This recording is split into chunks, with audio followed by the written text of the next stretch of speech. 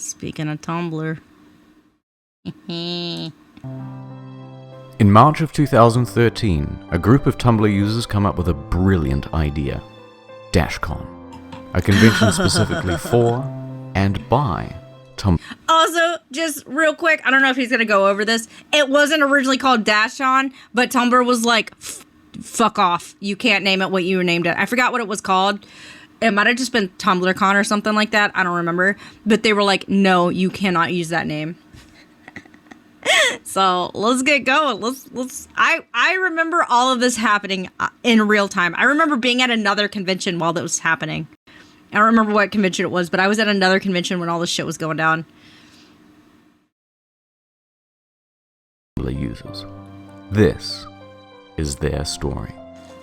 Dashcon. Hosted the Renaissance Marriott in Chicago. Only $65 for the weekend. Wowzer. Epic panel lineup. Welcome to Night Vale reading. LGBTQIP2SAA+. Massive ball pit. Steam-powered giraffe live show. The Baker Street Babes. And friendly memes? You bet. Expect 5,000 people. We'll see you there. Whoosh. Expect 5,000 people. Here comes Friday, and a big fat serving of reality. About 500 people show up at 9 a.m., but nothing is scheduled until 1 p.m., so people just wait around for the next 4 hours. Okay. But a lot of cons, especially new ones, don't start at 9 a.m. on a Friday. Like, why, if for a 3-day convention or whatever, why are so many people showing up at 9 a.m. is what I don't get. Like, were they told to? Because, like, most people don't get off work or aren't ready. Like, why are you there so early? At what point did you decide that this is what you wanted to do with your life? I did, it just kind of happened. The thug life chose you? Turns out Steam-powered giraffe cancelled months ago. Sorry. If you bought special tickets, no refunds though, lol. Ooh. Check out the games room. 1 TV, 1 console. Perfect for up to 7,000 people. Here's that ball pit you were looking forward to. Free Palestine! Death to Israel! Death to Israel! Free Palestine! Overall, it's a pretty fucking slow day. Okay, so you're dressed up as the Batman movie shooter. What made you choose this costume? Jesus Christ! What made you decide to dress up as the Prime Minister of Israel to this convention? They say dress for the job you want. Then by 9 p.m., disaster strikes. The bill for the venue hasn't even been paid. The hotel wants it immediately or the doors will be shut and the convention... I can say, yeah, venues are like that. Usually, right, you have to pay, like a percentage of the venue cost up front, like in advance. So sometimes they'll be like, okay, you have to pay all of it today on Friday. Like I've experienced that too. But like, I feel like you guys didn't expect things. And Chicago is probably expensive. ...is over. I'm here at Dashcon. We're about to get kicked out. Unless everyone in this room can accumulate $17,000. Working on a donation button on our website, and any little bit of like helps. Donation bag. This is rough. Yeah, it's an extortion. Yep. Oh, I remember this shit. Oh. I also want to specify, leading up to the convention itself, like before the convention even started, there was a lot of people that were like, I want to ghost this convention. If you don't know what ghosting convention is, it's like just going to the convention to enjoy kind of being in the area but not buying a ticket for it. So you're like a non-ticketed body that's there or whatever. They're like, I want to ghost it because I fully expect this to be a shit show. So they were like, already you can tell it's going to be this isn't going to happen well.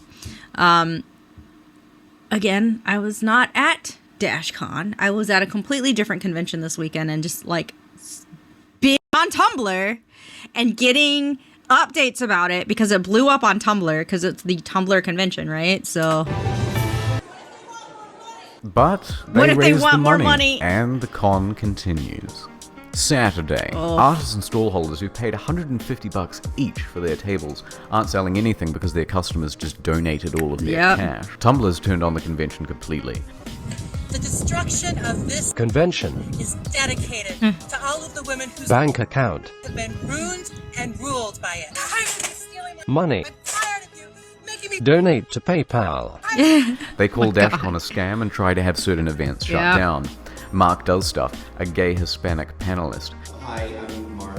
is sent death threats because they think he's a straight white male who's misappropriating the gay for profit. Pacific Rim is illegally played to an audience of 100. Tumblr sends tweets to Del Toro to get them in trouble. The Dr. Horrible sing-along blog sing-along is cancelled due to copyright concerns. Then, the main event. As long as we get to see a live reading I remember this. Oh my god. Oh my god. from Welcome to Night Vale, it'll all be okay. Do y'all remember Welcome to Night Vale? It was a big popular podcast. I remember listening to some of Welcome to Night Vale while I was working on costumes. And I never really I'm not big on podcasts anyway.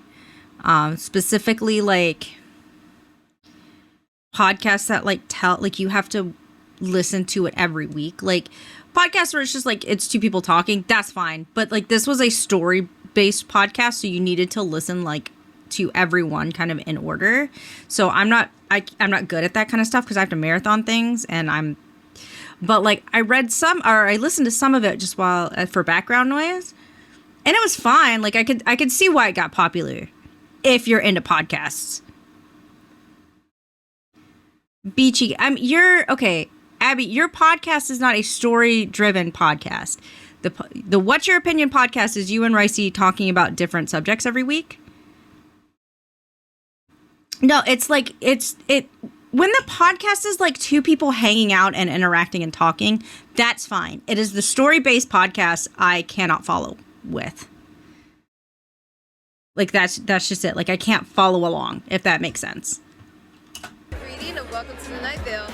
It is 12:50 right now, and they're still not here. Okay, so basically, Night Vale just walked.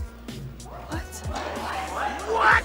We're all gonna sign together, okay? So 1, 2. Yeah. While everyone is still sitting in that room waiting for the show to start, they changed the rules on the website so that there are no refunds.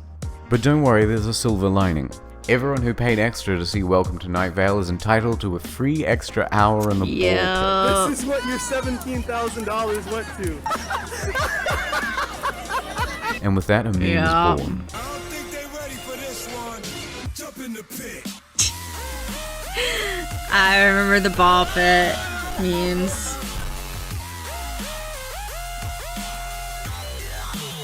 Ooh, ScamCon.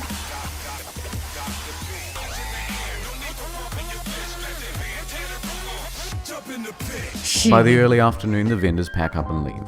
Some shitty panels happen. LGBTQ&A, where they gave us too small of a table and not enough chairs. So pansexual, polysexual, omnisexual, fluid. Because again, they don't have any cash, they're giving out free hotel mints as prizes. The teenage unpaid helpers, who are promised free meals, aren't given anything and go hungry. There's a full-on organizer meltdown. And I do feel a little bad for like the organizers and the staff of this convention, because obviously they were in over their heads and they had no idea what they were doing, and they just expected everything to work out. At the end of the day, I need people to understand first year conventions do not make money. They lose money. You need money going in. You're not going to get all the money that you need to run this convention if it's a first year, the year you exist. You have to have upfront money, especially now, like today. But so many people get screwed over by first year conventions where they feel like, I say screwed over, they feel betrayed and screwed over by first year convention, because they'll show up with these expectations because they've been going to conventions that have been running for 10, 20, 30 years. And the first year convention is nothing like that experience. And so they feel like they got screwed over. So people don't trust first year conventions. And then there's also a lot of first year conventions that make a lot of hefty, expensive promises that they cannot fulfill. Like, they just can't do it because they don't have the money, because you're not going to make money as a first year convention. You're going to lose money. So, like, there's been times when, like, a bunch of these first year conventions get a lot of expensive guests, and then they're not able to pay their guests, and then those guests aren't going to conventions anymore. They're not going to, like, quote unquote baby conventions or smaller conventions, or they now require full payment up front, or like it's like a lot. So every single one, I don't remember about steam powered giraffes. I remember that there was apparently an argument with steam powered giraffes. I think over payment, but I wasn't sure. There was a reason why they canceled early. And then Night Vale walked because they were basically told, we cannot pay you, but they were still expected to go on just for free. And they were like, and Welcome Night Vale was like, no, like, we're not going to perform for you for, like, we're going home. You brought us out here and now are now telling us, hey, you're here, I can't pay you, perform anyway. And they're like, no, we're not going to perform anyway. You can't pay us. Like, this is a job. We're going to leave. So they obviously were in way over their head. They definitely thought that they were going to get the money that they were going to get. Yeah, they also tried to guilt trip Night Vale, like, oh, but if you leave, you're going to let down all your fans. And, like, so you should just perform anyway. Like, no, like, it's one thing to be like, hey, I'm a fan of this thing and I want to make a convention about it. Like, that's fine, but you need to be realistic and you need to have understanding, like, you're going to lose money on this venue, like, this venture. You're just going to lose money. You're not going to make the money. So you need to do something small in an affordable place for your first year, at least. Unless you have money backing you already. Like, they very much expected to get huge numbers. I don't know necessarily about sponsors or whatever, but, like, they expect to get huge numbers, huge amounts of money. And then at the end of the day, those numbers just didn't show up. People didn't spend the amount that they expected them to spend. Everything ended up costing more. They couldn't afford things. It was a mess. And I feel kind of bad for them because they were obviously in way over their heads. Tumblr finds out that the main artwork used for the convention is in fact stolen copyright material. Oof. By the evening, the unthinkable happens. The ball pit starts to deflate. Yep. And someone pisses in it. Yep. Sunday. The ball pit is taken away. Mm-hmm. Also, Tumblr finds out that Random Acts, a charity that Dashcon claims to be partnered with, isn't in fact partnered at all. Which means, by the way, they've just been pocketing the money. The organizers host an official apology panel. Part of that is on us. There were a lot of mistakes made on a lot of different people's parts. And we take full responsibility for the parts that were us. We are first timers, but we intend to learn from our mistakes to make 2015 even better. Here's a quick summary of that. So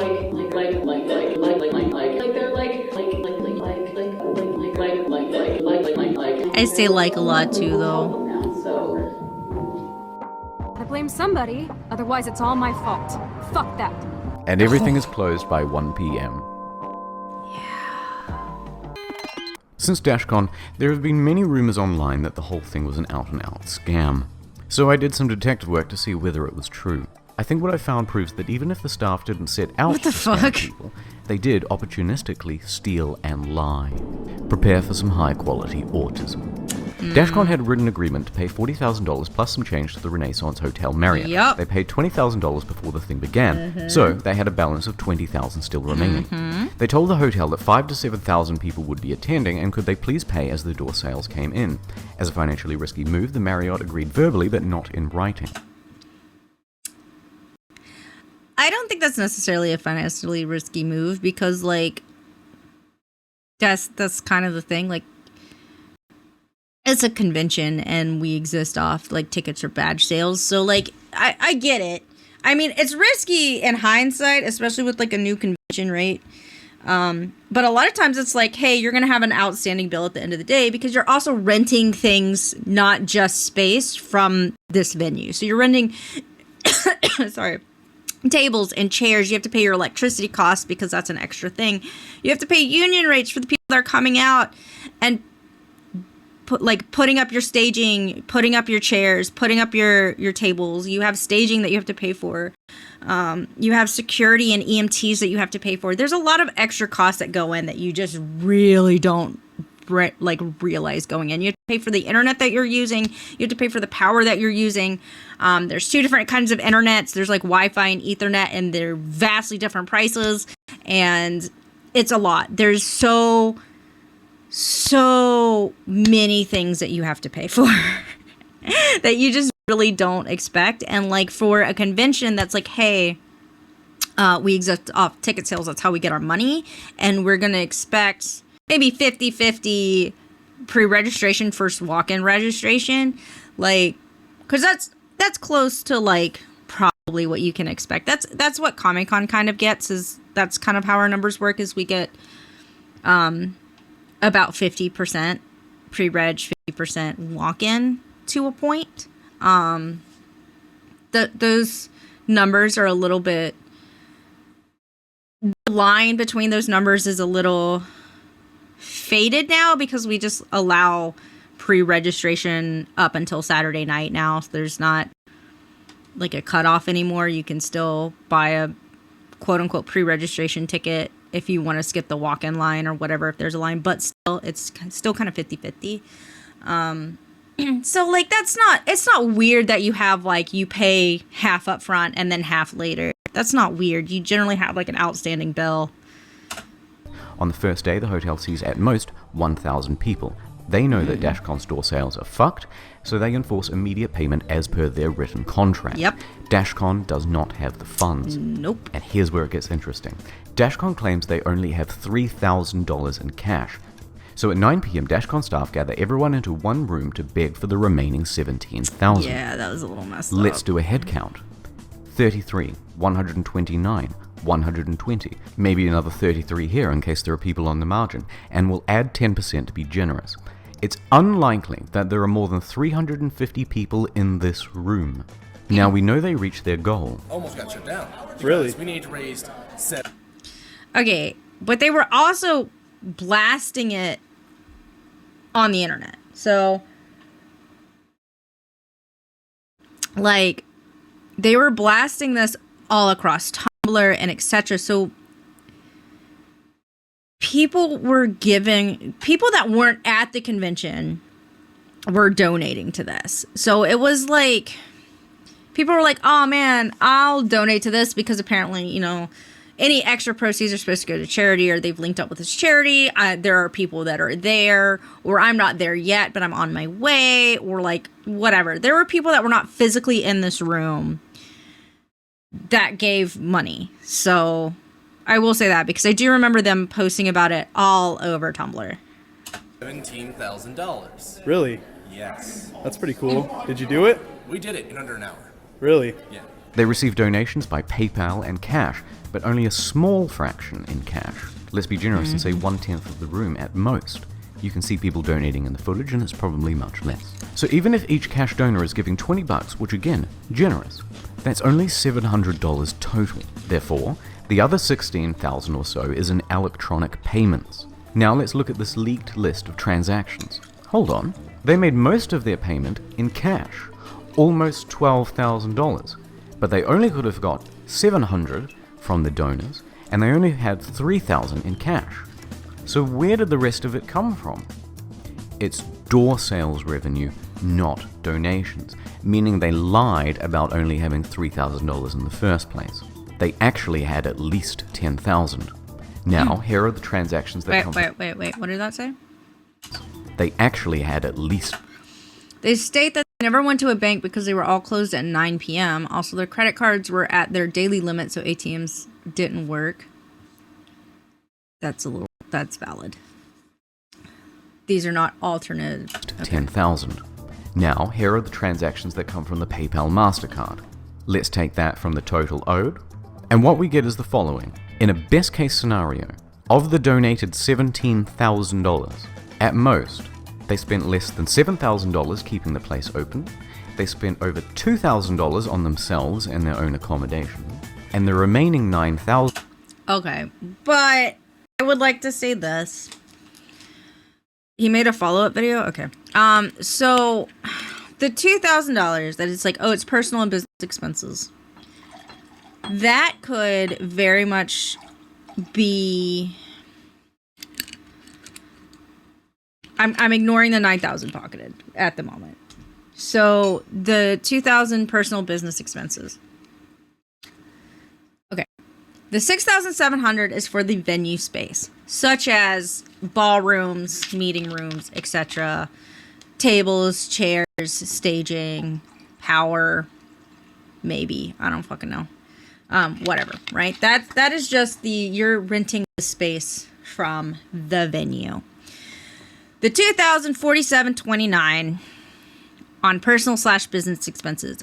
I'm going to be kind, and I'm going to say this probably has to do with airline tickets, because they did fly guests out, such as like Welcome Night Vale and stuff. So airline tickets, stuff like car service, luggage fees, and hotel rooms. So, fun fact, you have to pay for a guest hotel room, right? And you pay for their food. You either pay a per diem or you just outright pay for their food, like their food costs. So like that could be in corporation with this $2,000 because, you know, okay, how many people did they have welcome to Night Vale? Was it just the 2 people or was there more people, right?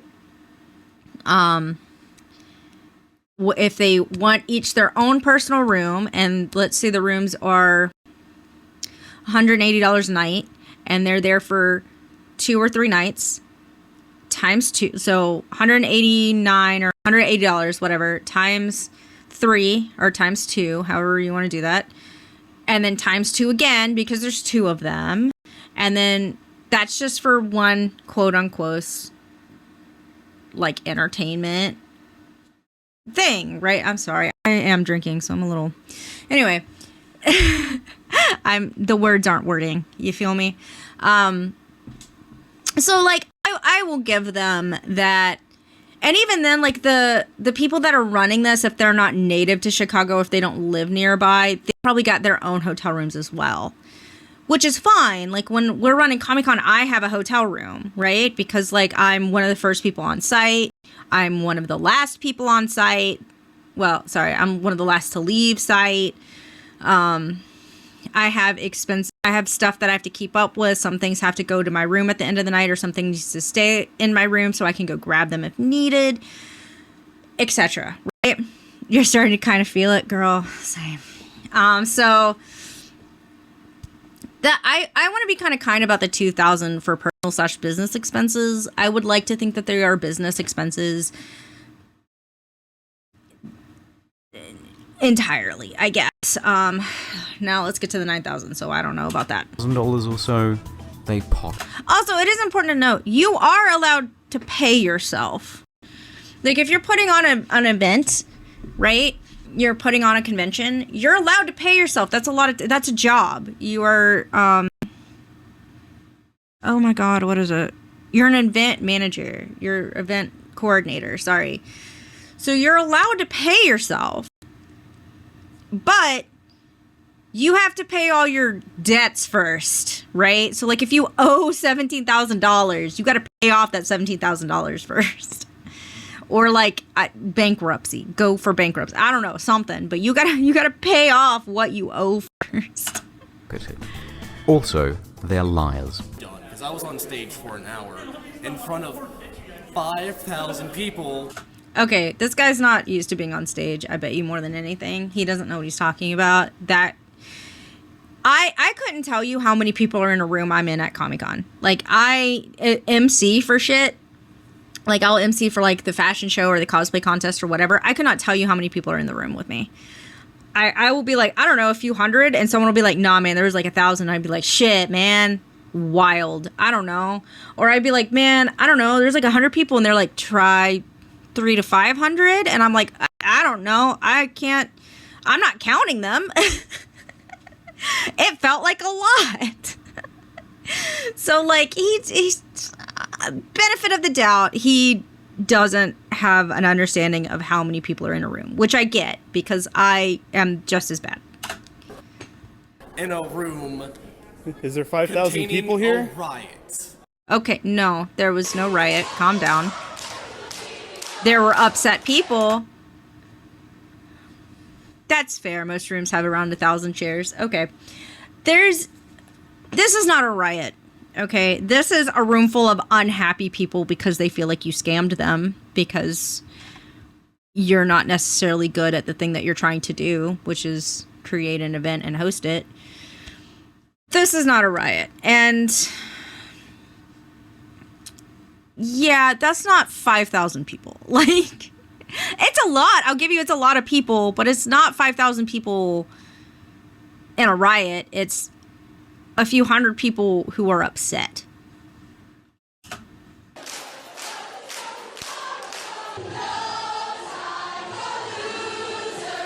Because we are the champions. The world. Yeah, okay, back to my post. All right, but bye. there's one last thing I want to touch on. As part of the merchandising, an official Dashcon DVD is listed. Hey, and we used to do that. It's possible that a copy exists out there somewhere, and I need to find it. So I want to put a $100 bounty out for anyone who might have a copy. It doesn't need to be the physical DVD, just a copy of the file itself. The hunt is on. The hunt is on. Listen, you wanna hear backstory about Comic-Con Year 1? We had it at the University of Alabama Student Union. We used credit cards, a little bit of funding from the university, like a little bit of funding from the university, and most of the money came out of Ray's pocket. Like, we used my credit card. I think I only had one credit card at the time.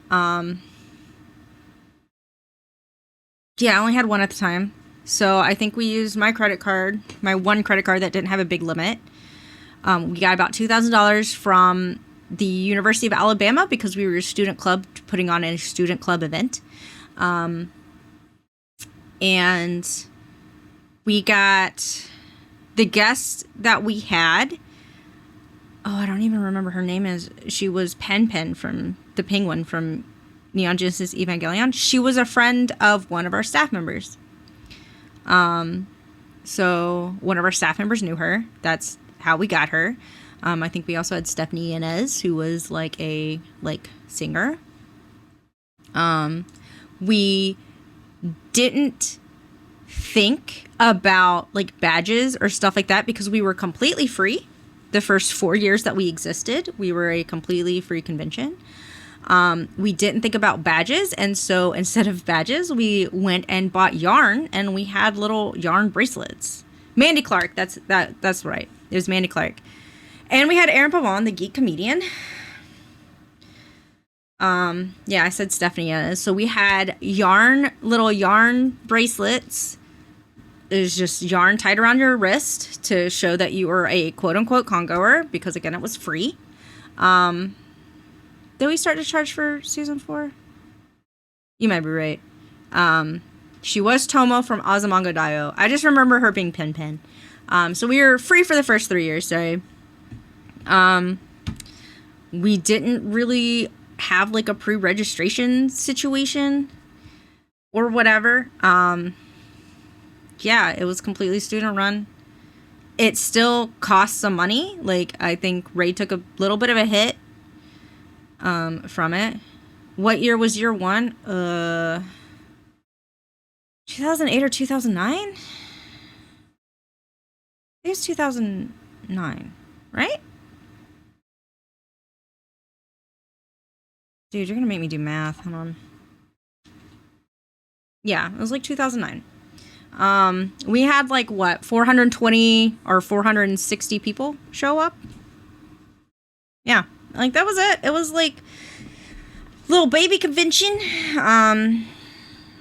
Yeah, we had panels, we had game room, we had little anime viewing room.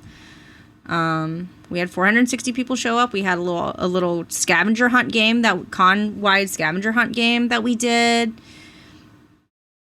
Yeah, it was itty bitty baby convention. And, you know, we grew from 460 people year 1 to 11,000 people year 14. So there you go.